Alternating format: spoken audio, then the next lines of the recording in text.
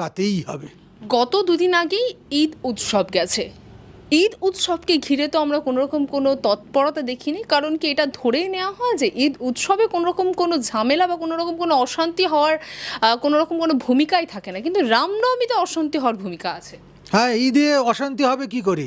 ঈদ তো হচ্ছে আচ্ছা ধর্ম যারা তাদের উৎসব, আর রামনবমী হচ্ছে গন্দা ধর্ম যাদের, সেই গন্দা ধর্মের উৎসব। সবচেয়ে গন্দা লোক হচ্ছে শ্রীরামচন্দ্র, অথচ শাস্ত্র বলছে রাম বিগ্রহবান ধর্ম।